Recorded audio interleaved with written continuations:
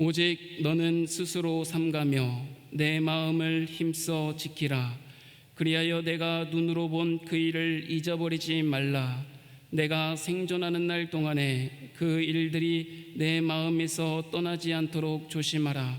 너는 그 일들을 내 아들들과 내 손자들에게 알게 하라. 내가 호렙산에서 내 하나님 여호와 앞에 섰던 날에 여호와께서 내게 이르시기를 나에게 백성을 모으라. 내가 그들에게 내 말을 들려주어 그들이 세상에 사는 날 동안 나를 경외함을 배우게 하며 그 자녀에게 가르치게 하리라 하시매, 너희가 가까이 나와서 산 아래에 서니 그 산에 불이 붙어 불길이 충천하고 어둠과 구름과 흑암이 덮였는데 여호와께서 불길 중에서 너희에게 말씀하시되 음성뿐이므로 너희가 그 말소리만 듣고 형상은 보지 못하였느니라. 여호와께서 그의 언약을 너희에게 반포하시고 너희에게 지키라 명령하셨으니 곧 십계명이며 두 돌판에 친히 쓰신 것이라.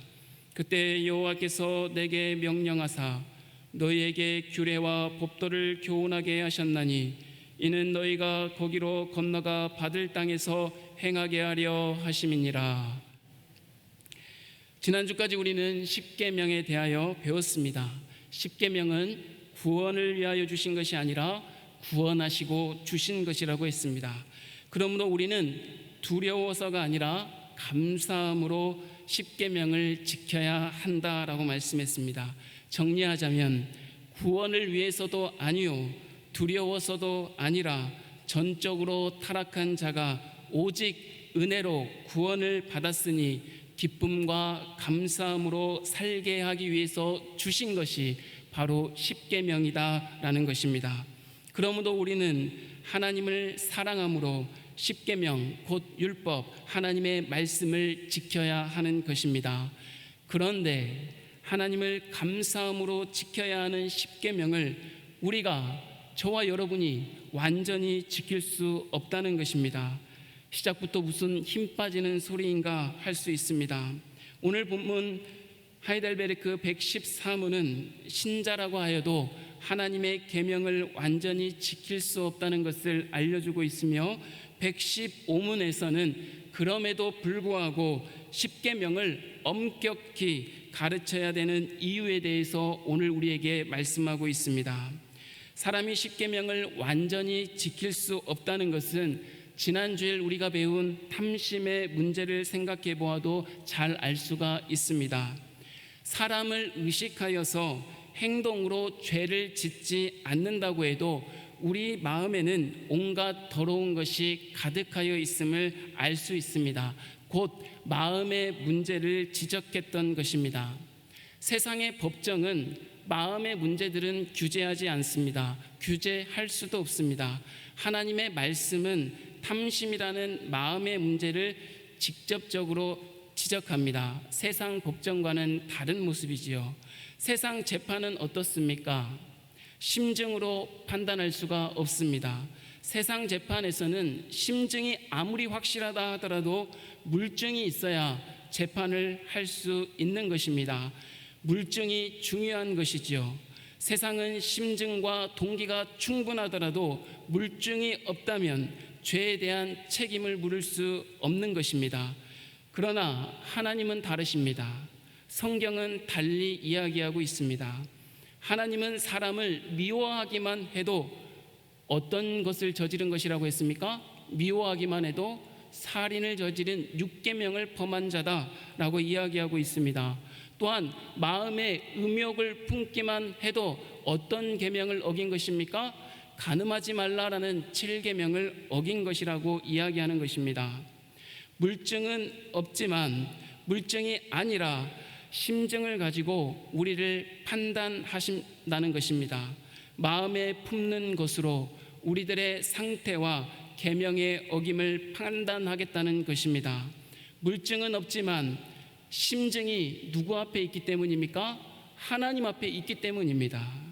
그러므로 우리의 마음까지도 다 살피는 율법 앞에서 십계명을 제대로 다 지켰다고 말할 수 있는 사람은 없을 것입니다. 나는 저와 다르게 깨끗하다고 말할 수 있는 사람은 아무도 없다는 것입니다. 이러한 전제에서 115문이 시작되고 있습니다. 완전하게 지킬 수 없는 계명들을 하나님께서는 왜 그토록 교회에서 설교자들을 통하여서 엄격하게 가르치고 있는가라는 문제입니다. 교회라면 격려해주고 위로해주고 따뜻하게 사랑해주고 사랑이 있어야지 이것도 하지 말고 저것도 하면 죄인이라 이렇게 우리의 죄인됨을 드러나게 하는 말씀을 전하는 것이 옳은가라는 것입니다. 6일 동안 힘들게 살다가 주일에 왔는데 또한 율법을 어긴 죄인이라는 말씀을 끊임없이 엄격하게 전해야 되는 그러한 말씀을 들어야 되는 우리가 되어야 하는가라고 이렇게 반문하는 사람들도 생기더라 이 말입니다. 그러한 사람들은 어떻습니까? 절대적인 하나님의 말씀은 절대적이지 않습니까? 불변하고 변하지 않는 하나님의 말씀을 그 안에 어떤 것으로 바꿔버립니까? 상대적인 인간의 가치관으로 바꿔버리는 것입니다. 그러니까 교회에서는 이 율법을 선포하는 것이 아니라 말씀을 선포해서 죄악된 본성을 드러내지 말고 우리에게 따뜻한 말 해주고 내가 원하는 말 듣게 해주고 내가 앞으로 열심히 살아갈 수 있는 마음의 동기를 북돋아주는 그러한 말씀 해줘야지. 오늘도 왜 6일 동안 힘들게 살다 왔는데 이렇게 나를 지치고 억눌리게 하는 이러한 엄격한 율법의 말씀을 또 전하는가라는 것이 오늘날 시대의 모습이라는 것입니다. 물론 우리는 예수 그리스도를 믿고 거룩하게 되었습니다. 의인이라고 칭함을 받았습니다. 우리의 행위로가 아니라 우리의 구원을 이루어 주신 삼위 하나님의 놀라운 은혜로 보증을 입었습니다. 그런데 변화된 우리가 기쁨과 감사함으로 계명의 가르침을 지켜 나가야 하는데 다 지켜 나갈 수 없다는 것입니다. 그렇다면 완전히 지킬 수도 없는데 왜 교회는 끊임없이 가르치고 있고 그것을 들을 때마다 성도들과 목회자도 마음에 찔림을 얻는 이 불편함을 계속해야 한다는 것입니까? 차라리 지킬 수 없다고 인정했다면 더 이상 가르치지 말고 서로 편하게 지내는 것이 좋지 않겠습니까? 율법은 그리스도로 다 폐하여졌으니 구약의 십계명과 율법들을 가르치지 않는 것이 옳은 것이 아닙니까? 라고 질문하고 있진 않습니까? 이러한 질문에 대한 대답이 오늘 배울 113문과 115문에 담겨 있습니다. 사랑하는 성도 여러분, 율법을 완전히 지킬 수도 없는데 꼭 이렇게 엄격하게 가르쳐야 하는가? 그리고 하나님은 사랑의 하나님인데 율법을 우리에게 엄격하게 들이밀어야 하는가? 라는 생각은 사라지지 않고 오늘날 교회 속에도 또 다른 옷을 입고 내재하고 있는 것 같습니다. 하나님의 사랑과 공의를 구분하는 시대가 되어버렸습니다. 구약의 하나님과 신약의 하나님을 구분하는 시대가 되었습니다.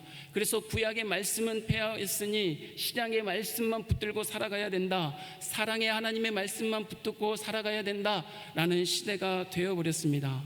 이러한 시대에 우리는 율법과 하나님의 의에 대하여 다시 배워나가야 할 것입니다.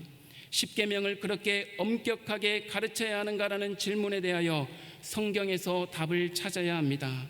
사람들이 엄격한 것을 원하지 않고 그들의 가려운 부분만 긁어줄 사랑만을 원한다고 그것만을 바라고 가르치고 기대해서는 안 된다는 것입니다. 하나님께서 어떻게 가르치셨는가를 살펴보면서 하나님의 가르침대로 따라 살아갈 수 있는 저와 여러분이 되기를 주님의 이름으로 축복합니다. 하나님께서 처음 십계명을 주시던 모습을 살펴보았으면 좋겠습니다. 신명기 5장 22절에서 27절 말씀입니다. 조금 긴데 다 함께 천천히 봉독하도록 하겠습니다.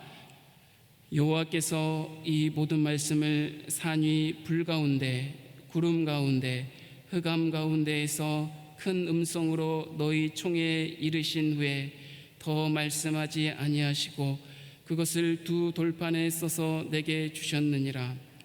산이 불에 타며 캄캄한 가운데에서 나오는 그 소리를 너희가 듣고 너희 지파의 수령과 장로들이 내게 나와 말하되 우리 하나님 여호와께서 그의 영광과 위엄을 우리에게 보이심에 불 가운데에서 나오는 음성을 우리가 들었고 하나님이 사람과 말씀하시되 그 사람이 생존하는 것을 오늘 우리가 보았나이다.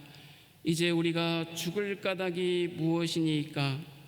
이 큰 불이 우리를 삼킬 것이요 만일 우리가 우리 하나님 여호와의 음성을 다시 들으면 죽을 것이라. 육신을 가진 자로서 우리처럼 살아계시는 하나님의 음성이 불 가운데서 바람을 듣고 생존한 자가 누구니까? 당신은 가까이 나아가서 우리 하나님 여호와께서 하시는 말씀을 다 듣고 우리 하나님 여호와께서 당신에게 이르시는 것을 다 우리에게 전하소서. 우리가 듣고 행하겠나이다 하였느니라. 아멘. 하나님께서 처음 십계명을 주시던 광경은 매우 장엄하고 위험했습니다. 시내산에 임하신 하나님께서 불 가운데에서 십계명의 말씀을 직접 내려주시니 이스라엘 백성이 그 소리를 듣고 우리가 무섭습니다, 두려워 죽겠습니다 할 때 모세 당신이 하나님께 가서 하나님의 말씀을 대신 듣고 우리에게 전달해 주십시오 하고 말하는 모습입니다. 그만큼 그들은 율법을 하나님의 살아계심으로 보았습니다. 곧 하나님으로 보았다는 것입니다. 하나님을 보니 두려워 죽게 될 것이라고 떨었던 것입니다. 중요한 것은 하나님께서 그러한 방식으로 율법을 주셨다는 것입니다. 신명기 4장 10절에서는 그 뜻을, 율법을 주신 뜻을 이렇게 가르치고 있습니다. 신명기 4장 10절입니다. 내가 다 함께 읽겠습니다. 내가 호렙산에서 내 하나님 여호와 앞에 섰던 날에 여호와께서 내게 이르시기를 나에게 백성을 모으라. 내가 그들에게 내 말을 들려주어 그들이 세상에 사는 날 동안 나를 경외함을 배우게 하며 그 자녀에게 가르치게 하라 하시매. 아멘. 하나님께서 출애굽한 이스라엘 백성에게 영광과 위엄 가운데 엄격하게 자신을 계시하신 이유는 그들이 이 세상에 사는 동안 두렵고 떨림으로 하나님의 말씀대로 살아가게 하기 위해서다라고 이야기하고 있습니다. 두렵고 떨리는 마음으로 살아가는 삶을 우리가 두 글자로 뭐라고 합니까? 경외함이다 라고 이렇게 이야기하고 있습니다. 여호와를 경외하는 삶을 살라고 엄격하게 십계명 율법의 말씀을 주신 것이다 라고 말씀하고 있습니다. 또 한 가지는 하나님의 말씀대로 살아가는 저와 여러분을 통하여서 우리의 자녀들에게도 우리의 다음 세대들에게도 하나님의 생명의 복의 근원이 그대로 전달되고 복의 통로가 되도록 하기 위해서 오늘도 엄격하게 하나님의 말씀이 증거되고 있다라는 것입니다. 특별히 부모님들은 시내산에서 보았던 크신 하나님의 위엄을 자녀들에게 잘 전해 주어야 합니다. 자녀들로 하여금 하나님의 생명의 복을 잘 전달하는 통로가 되게 해야 하는 것입니다. 하나님을 쉬운 분으로 가르치면 하나님을 경외하는 것이 없어질 것이기 때문에 자녀에게 여호와를 두렵고 떨림으로 여호와 앞에 경외하는 삶을 살아갈 수 있도록 잘 우리의 삶을 통하여서 증거해 보여주어야 한다는 것입니다. 우리의 삶을 통하여서 가르쳐줘야 한다는 것입니다. 무엇을요? 경외하는 삶을, 두렵고 떨림으로 하나님 앞에 살아가는 자의 모습이 어떠한 것인가를 보여주어야 한다는 것입니다. 자녀들이 무엇을 보고 배우겠습니까? 저와 여러분을 통하여서 배워야 하지 않겠습니까? 우리의 자녀들이 만약에 우리의 자녀가 어른들이 계시는데 어른들 앞에서 만약에 함부로 한다면 이 자녀들이 올바로 자라고 있는 자녀들입니까? 어른 눈치 볼 줄도 모르고 어른이 있는데 자기 마음대로 하고 자기 하고 싶은 거 다 하고 할 말 다 한다면 이 아이들이 바르게 자라는 것입니까? 아닙니다. 어른 무서워할 줄 알아야 되는 것입니다. 어른의 눈치를 볼 수 있는 자가 되어야 되는 것입니다. 그런데 사랑하는 성도 여러분, 저와 여러분은 하나님을 모시고 살아가는 자다라고 하면서도 정말 우리는 우리 자녀들에게 두렵고 떨림으로 살아가는 경외하는 삶을 전달해 줘야 할 텐데, 하나님 모시고 살아가는 저와 여러분은 하나님 무서운 줄 아십니까? 하나님이 두렵고 떨림으로 저와 여러분에게 다가오십니까? 우리의 시선이 크고 두려우신 하나님께 가 있습니까?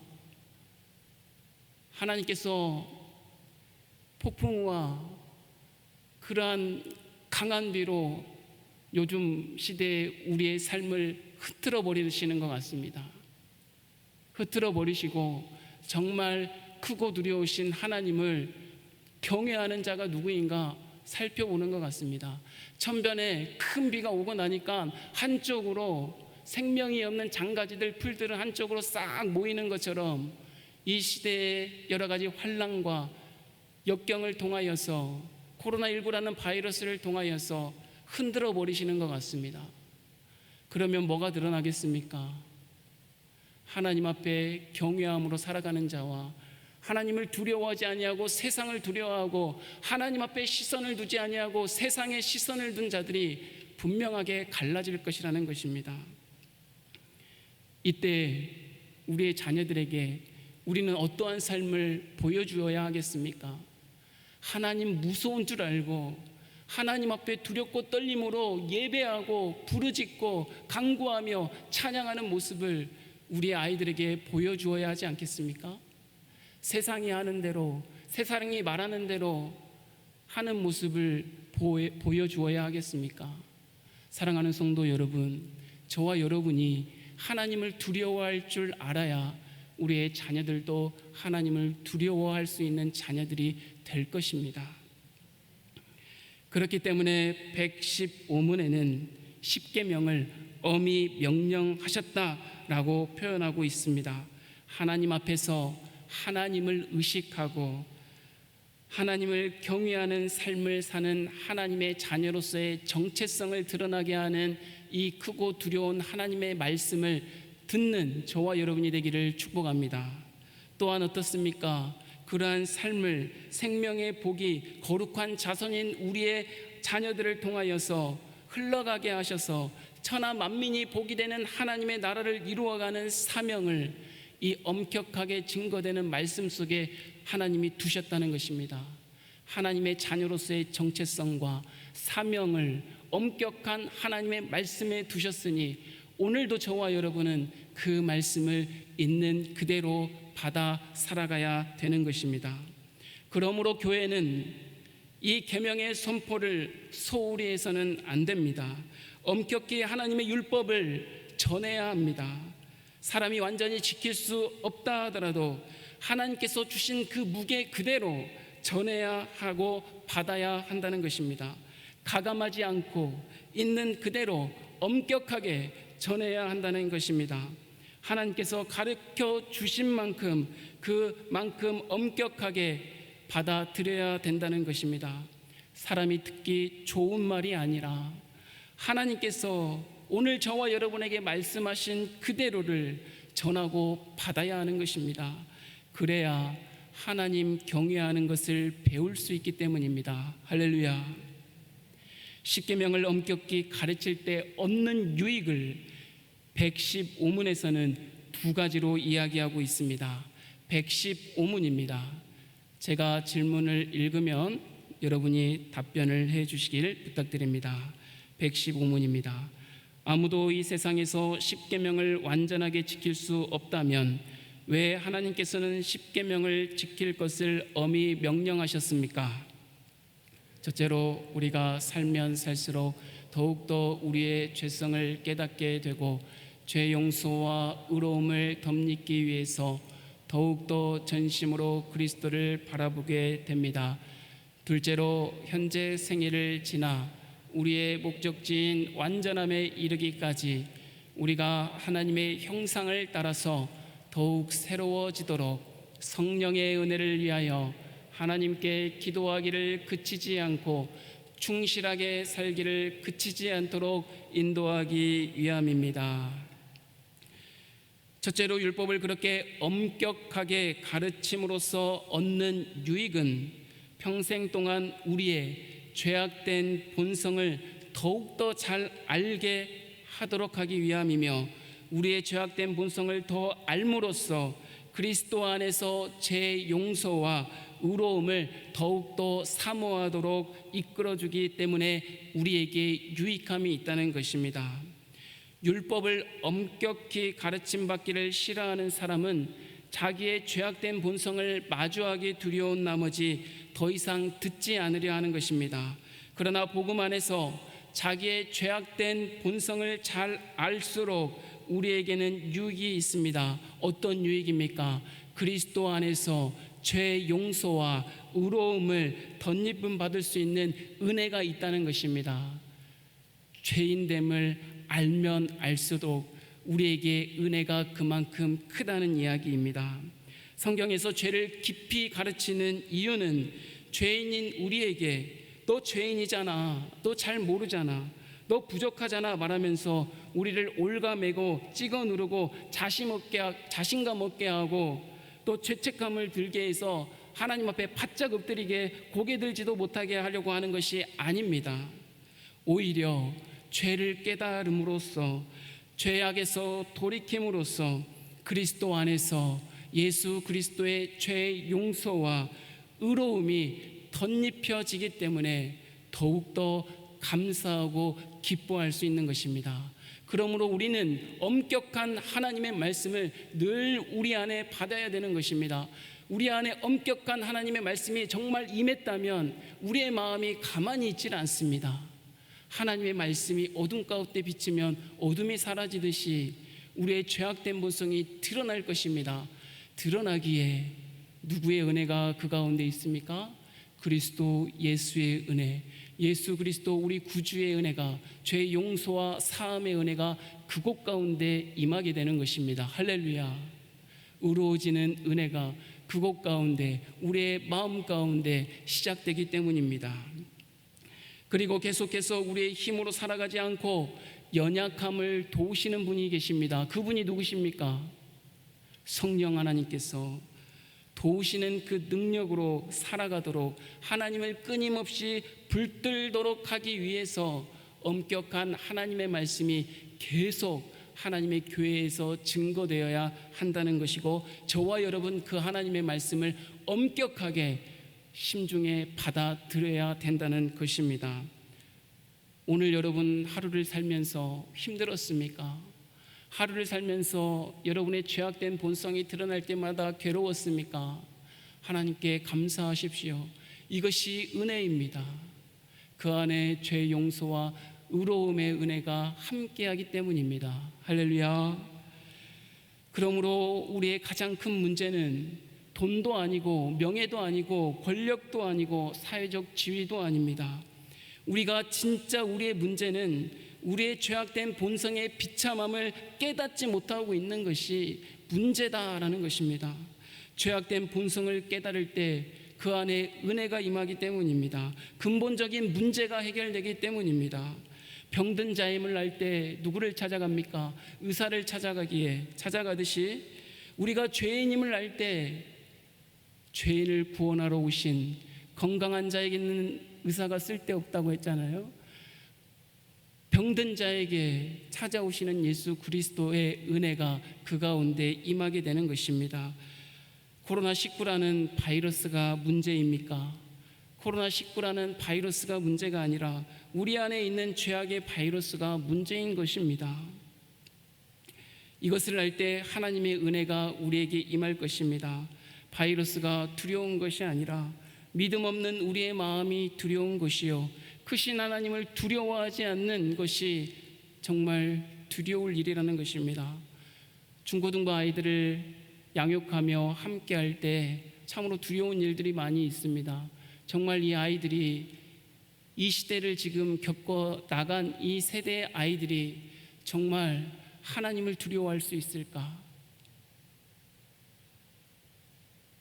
부모 세대들의 코로나19라는 바이러스를 대처해 나가는 모습을 볼 때 정말 이 자녀들이 하나님을 두려워할 수 있는 자녀들로, 경건한 자손으로 바르게 설 수 있을까? 강단에 설 때마다 두려움으로 말씀을 전할 수밖에 없습니다.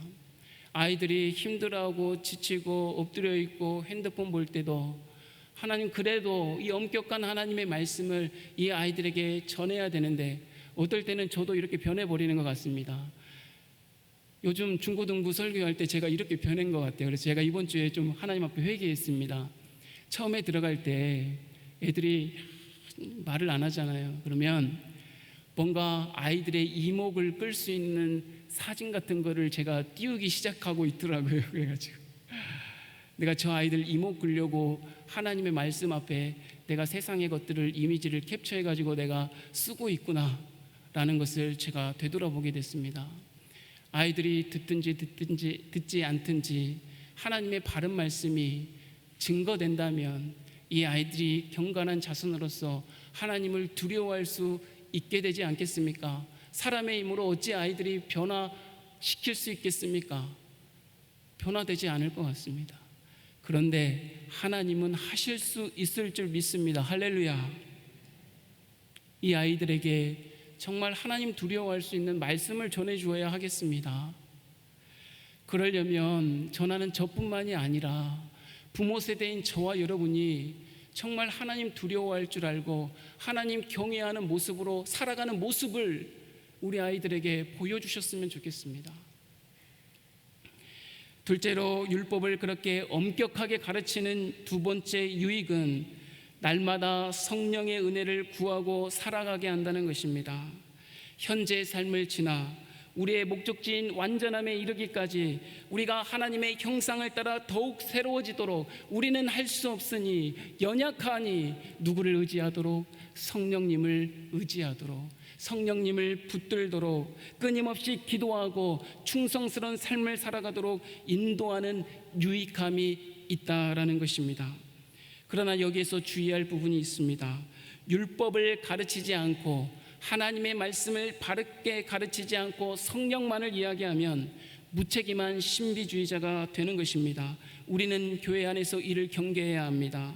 신비주의자들은 자기의 기분에 따라, 자기의 입맛에 따라 하나님의 말씀을 요리해서 먹어버립니다. 자기의 생각으로 성경을 읽는 자가 돼서는 안 되겠습니다. 그렇기 때문에 하나님의 엄격한 율법의 말씀을 듣고 죄악됨을 드러나게 하시는 하나님의 은혜에 감사하며 우리로서는 할 수 없으니 성령의 은혜를 날마다 구하며 붙들며 살아가는 저와 여러분이 되어야 할 것입니다.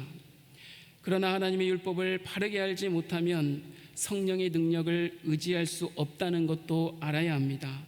나의 힘으로는 율법의 요구를 행할 수 없다는 것을 깨달을 때 우리는 성령의 은혜를 간절히 사모하고 성령을 의지하게 되는 것입니다. 또한 성경의 저자가 누구입니까? 성령이시죠. 성경을 엄격히 배울수록 우리는 더욱 성령을 의지하게 되어 있는 것입니다. 그러므로 우리는 말씀을 사모하는 자가 되어야 합니다. 말씀과 기도로 거룩해져 가야 되는 것입니다. 우리가 성령의 은혜를 구하면서 사는 일은 장차 완전에 이를 때까지 계속될 것입니다. 우리의 아픔 또한 계속될 것입니다. 죄악이 드러남으로써 우리의 애통하는 심령이 계속될 것입니다. 그러나 여러분 기억하십시오. 그러한 가난한 마음, 그러한 애통한 마음, 그러한 의에 줄이고 목마른 그 마음 속에 예수 그리스도의 은혜가 또한 늘 함께할 것입니다. 성령의 은혜가 늘 여러분을 붙들고 인도하여 주실 것입니다. 끊임없이 죄악된 본성을 깨달으며 나로서는 할 수 없음을 고백하며 끊임없이 하나님의 은혜를 사모하며 붙들며 나아가는 저와 여러분이 되기를 주님의 이름으로 축복합니다. 자신의 숨겨진 죄악된 본성이 드러나면 좋아할 사람이 한 사람도 없습니다. 사람은 누구나 자신의 잘못을 덮으려고 하지 인정하려고 하지 않습니다. 그러므로 우리는 날마다 하나님의 은혜를 구해야 됩니다. 이 죄악된 본성을 인정하고 하나님 앞에 내려놓으며 하나님의 죄 용서와 그 의로움의 덧입음의 은혜를 구할 수 있도록 성령님 도와주십시오 라고 기도해야 되는 것입니다. 저희 시골에 예전에 제가 어렸을 때 보면, 시골에 보면 이렇게 구정물통이라고 하는데 맞는 표현인지 모르겠습니다. 이 고무다라로 만든 큰 다라가 있습니다. 제가 어렸을 때 보면 아이들이 그 안에 들어가면 숨으면 찾을 수 없는 엄청나게 큰 고무다라, 구정물통이라고 하는데 맞습니까? 네, 저만 시골에 살아가지고 이 구정물통이 있는데 그 안에 뭘 넣습니까? 먹다 남은 음식물도 버리고 각종 이렇게 음식물 찌꺼기 물들 막 이렇게 싹 넣어놓잖아요. 그런 다음에 뭐 하는 것을 제가 봤냐면 물을 이렇게 가득 이렇게 부어 놓습니다. 그러면 가만히 있으면 어떻게 되는 줄 아십니까? 그 냄새나고 음식 찌꺼기가 어떻게 됩니까? 이 구정물통 안에서 쫙 가라앉아 있습니다. 그리고 물만, 맑은 물처럼 보이는 그것만, 맑은 물이 아닌데도 위에 그 구정물통에 딱 맑은 물만 있는 것처럼 보입니다. 그런데 여러분, 이게 맑은 물통입니까? 아니면 구정물통입니까? 구정물통이지요. 어떻게 알 수 있습니까? 막대기로 한번 확 휘저어버리면 어떻게 됩니까? 온갖 생선, 가시와 먹고 남은 찌꺼기와 그런 분토 같은 것들이 확 드러나지 않습니까? 하나님은 엄격한 하나님의 말씀을 막대기 삼아서 우리의 마음을 휘저어버리실 것입니다. 그러면 뭐가 드러납니까? 각종 악취와 쓰레기가 눈앞에 보이고 냄새로 느끼게 된다는 것입니다. 하나님의 말씀의 막대기가 우리의 심령을 휘저어버리면 우리의 죄악된 본성이 그대로 드러나게 하실 것입니다. 그러면 하나님이 죄악된 본성 드러나게 하려고 말씀을, 엄격한 말씀을 끊임없이 우리에게 주시는가? 드러나게 하셔서 어떻게 하신다고요? 죄 용서와 의로움의 은혜를 우리도록 누리게 하시려고 드러나게 하신다는 것입니다. 그러나 그렇기 때문에 여러분, 엄격한 하나님의 말씀이 나를 괴롭고 힘들고 아프게 하더라도 하나님 앞에 감사할 수 있으면 좋겠습니다. 하나님이 이러한 죄도 용서해 주시고 정말 그 누구에게도 말할 수 없는 우리의 죄악을 하나님께서 다 감당해 주셨음을 우리도록 알게 하시려고 오늘도 말씀의 막대기로 우리를 휘젓고 계시는구나 라고 생각했으면 좋겠습니다. 율법을 그렇게 엄격하게 가르치는 이유가 우리의 죄를 씻어내고 성령의 은혜를 누리도록 하기 위함인 것을 알고 말씀대로 살아가는 저와 여러분이 되기를 바랍니다. 율법을 엄격하게 가르치는 유익을 따라 살아가려는 저와 여러분에게 이러한 의문이 생깁니다. 그렇다면 유익을 주는 이 계명들을 마지막 날까지 어떻게 지켜나갈 것인가 라는 것입니다. 114문을 같이 한번 읽어보겠습니다. 제가 질문하면 여러분이 답변해 주시면 좋겠습니다. 114문입니다. 하나님께로 회개하고 돌아온 사람들은 이 모든 계명을 완전하게 지킬 수 있습니까? 아닙니다. 이 세상에서 가장 거룩한 사람일지라도 아주 조그마한 순종을 시작할 뿐입니다.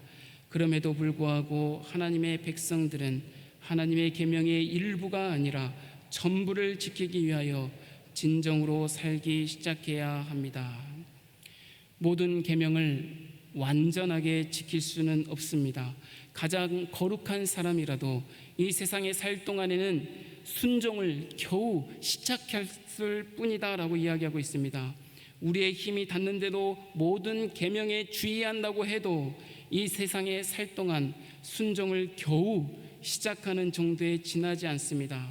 그러나 이러한 사실을 통하여서 우리의 마음은 마지막 날을 소망할 수 있게 되는 것입니다. 왜입니까? 불확실한 것이 확실해질 때가 있기 때문입니다. 부분적으로 알았던 것을 완전히 알 수 있는 때가 우리에게 있기 때문입니다. 희미하게 보이던 것이 분명하게 보이던 때가 있기 때문임을 우리는 알기 때문입니다. 우리 예수 그리스도가 다시 오실 때, 우리의 몸까지도 새롭게 될 때 우리는 하나님의 모든 계명을 지키며 즐거워할 수 있기 때문에 그날을 바라보면서 이제 순종의 걸음을 시작했지만 그날을 바라보면서 오늘도 그 엄격한 하나님의 말씀을 담대히 한 걸음 한 걸음 순종해 나가야 한다는 것입니다. 완전한 순종에 비하면 이 세상에 사는 것은 하나님의 계명을 지키기 시작한 것일 뿐이라는 것입니다. 그러나 겨우 시작했다는 것은 마지막 날에 완전히 이루어질 것이다 라는 것을 소망한다는 뜻이기도 합니다. 소망 가운데 겨우 시작했지만 이것은 결코 작은 일이 아닙니다. 왜냐하면 사람으로서는 시작할 수 없는 것을 하나님으로부터 시작했기 때문입니다. 저와 여러분이 하나님으로부터 시작했다는 것을 알고 마지막 주님 재림을 소망하며 오늘도 하나님이 나는 할 수 없지만 하나님은 모든 것을 할 수 있구나 라고 다짐하며 결단하며 하나님의 말씀에 순종하기를 바랍니다. 가장 거룩한 사람이라도 이러한 순종은 겨우 시작했을 뿐이므로 성도가 어떤 태도로 삶을 살아야 하는지 요리문답은 분명하게 말해주고 있습니다. 하나님의 계명의 일부가 아니라 그러므로 전부를 지키기 위해 진정으로 삶을 충실하게 참으로 틀림없이 굳은 결심으로 살아야 한다고 말하고 있는 것입니다. 피조물인 우리가 창조주 하나님의 마음을 어찌 다 헤아릴 수 있겠습니까? 하나님의 말씀을 어찌 다 우리가 다 헤아릴 수 있겠습니까? 그러나 우리는 오늘도 그 말씀 앞에 엎드려 그 말씀에 따라 순종해 나가는 것입니다. 그러한 저와 여러분이 되기를 바랍니다. 성경에서는 형통에 대해서 두 가지 말로 표현하고 있습니다. 히브리어로 셀레우라는 표현을 쓰는 이 형통은 세상에서 쓰는 형통입니다. 어떤 의미냐면 그런 얘기 있잖아요. 우리 아이들이 잘 쓰는 표현으로 세상에서 내가 제일 잘 나가 라는 형통의 의미가 셀레오라는 형통입니다. 그러나 하나님이 원하시는 형통은 다릅니다. 성경에 히브리어로 이렇게 기록되어 있습니다. 찰라흐라고 기록되어 있는 형통은 세상에서 잘 나가는 것을 형통이라고 결코 말하지 않습니다. 하나님의 형통은 이렇습니다. 누구의 계획이, 하나님의 계획이 누구를 통해, 나를 통해 진행되고 완성되어 가는 것을 하나님께서는 형통이라고 분명하게 말씀하십니다. 우리가 겨우 순종의 그 걸음을 시작했을 때 하나님은 우리를 이미 형통한 길로 부르신 것입니다. 형통한 뜻이 뭐라고요? 하나님의 계획이 나를 통해 진행되고 완성되어 가는 것이다. 한번 따라하겠습니다. 하나님의 계획이 나를 통해 진행되고 완성되어 가는 것이다. 이게 하나님이 원하시는 순종의 걸음입니다. 하나님은 이미 순종의 걸음을 걷기 시작했을 때 이미 이러한 형통을 우리에게 약속해 주신 것입니다. 그러므로 우리의 계획이 아니라, 우리 교회의 계획이 아니라 하나님의 계획대로 나와 가정과 교회 공동체가 진행되어 나갈 수 있도록 우리는 성령님을 의지하고 끊임없이 기도해야 되는 것입니다. 사랑하는 성도 여러분, 이러한 점에서 하나님의 자녀는 하나님의 말씀을 바르게 받아들여야 되는 것입니다. 하나님의 말씀을 내 뜻과 내 마음과 내 기쁨대로 받는 것이 아니라 있는 모습 그대로 받아야 한다는 것입니다. 하나님의 이 말씀을 엄중하게 받을 때 다시 한번 정리하지만 우리에게 구정물 통 안에서 각종 음식물이 부패한 것들이 드러나는 것처럼 부패한 우리의 죄악된 본성이 드러날 것입니다. 그러나 감사하십시다. 하나님께서 우리의 죄악된 본성이 드러남을 통하여서 예수 그리스도의 은혜가 우리에게 넘치도록 인도하시려고 우리에게 진정한 형통, 하나님의 계획이 우리를 통하여서 진행되고 완성시켜 나가는 그러한 형통을 이루시게 하기 위해서 오늘도 엄격한 하나님의 말씀을 저와 여러분에게 두셨다는 것을 기억하시고 그 말씀에 따라 순종하며 나아가는 저와 여러분이 됐으면 좋겠습니다.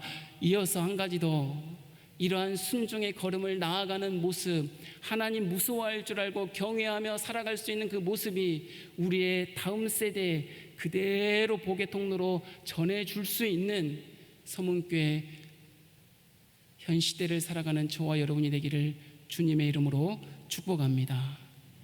기도하겠습니다. 하나님 아버지, 감사합니다.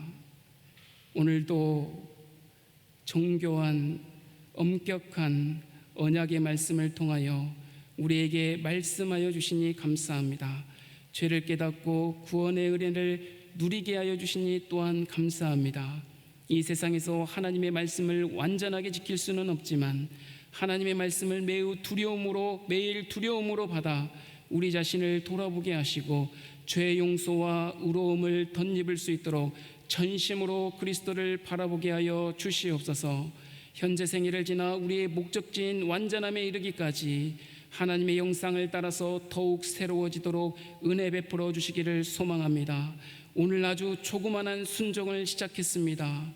모든 말씀에 대하여 있는 그대로 받아 말씀대로 살아가는 축복을 누리는 우리들의 삶이 되도록 인도하여 주시옵소서. 예수님의 이름으로 축복하고 기도하옵나이다. 아멘.